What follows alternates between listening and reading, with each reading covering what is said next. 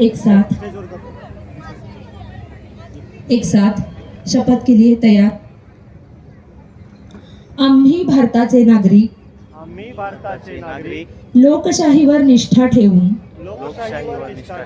याद्वारे प्रतिज्ञा करतो की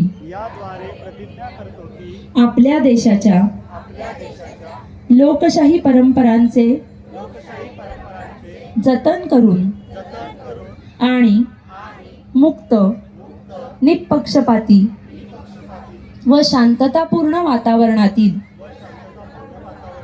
निवडणुकांचे पावित्र्य राखू।